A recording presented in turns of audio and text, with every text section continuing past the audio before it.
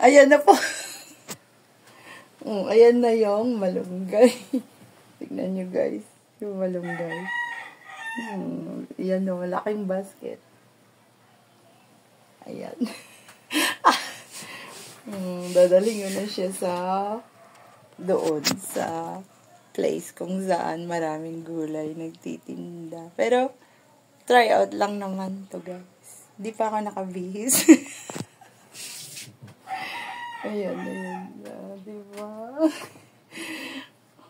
Vegetable vendor.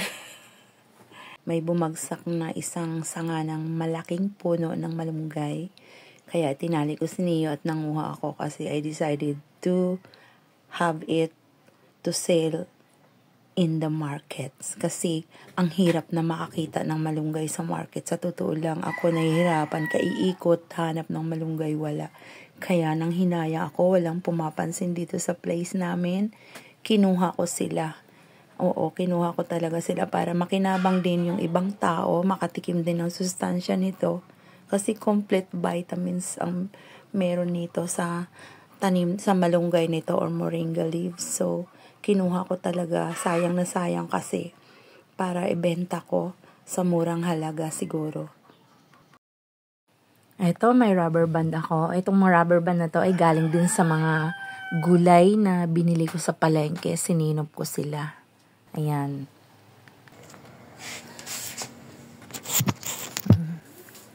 Ayan, mag-start na ako ng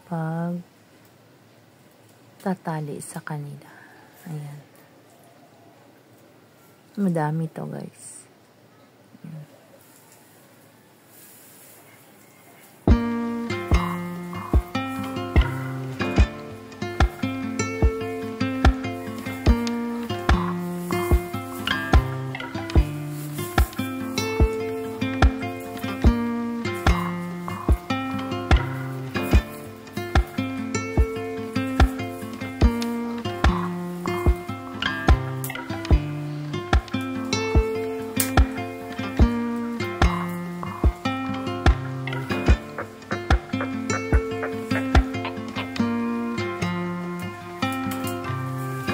Guys, benta natin tigsa 10. Ayun siya. Lagyan natin sa ating basket. Big basket. Yan. Basket.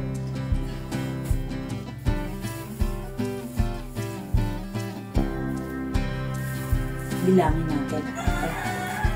1, 2, 3, 4, 5. Malalaki isa nga. Para sa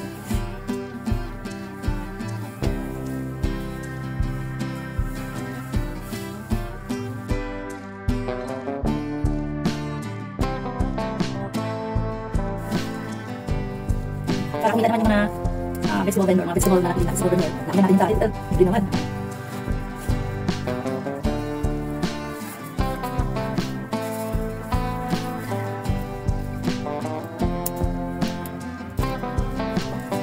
Tatlo, 30 pesos. Nandito. Apat.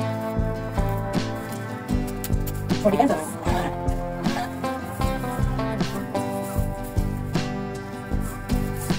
5, 50 pesos. Wait, oh. 6, 60.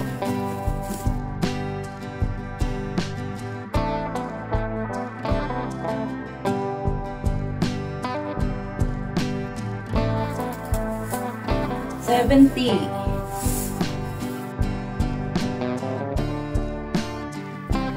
Babalik pa ako doon guys. Ang dami pang dahon para makadami. Ubusin ko talaga sila ng kuha at ibebenta ko sila lahat. Sayang din kasi para yung iba makatikim din sa kanila. Mahirap na hanapin kasi dito sa amin itong malunggay dito sa palengke at sa talipapa.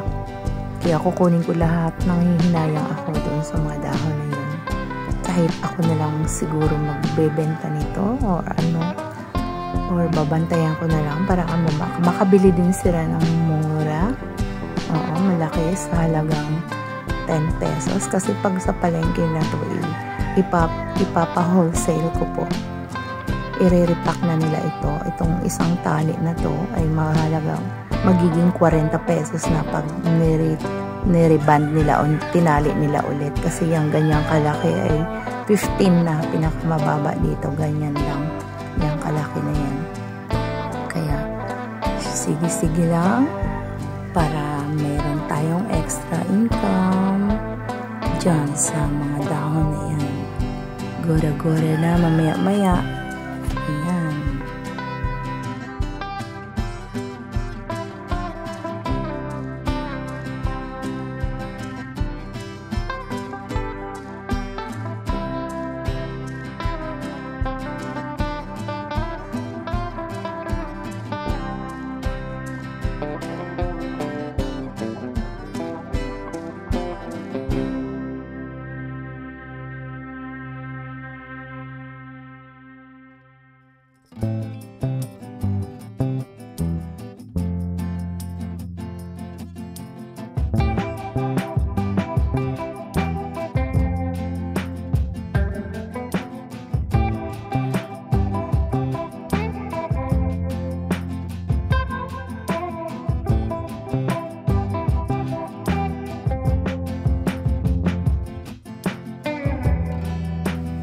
Ayan guys, yung puno nito, mataas siya.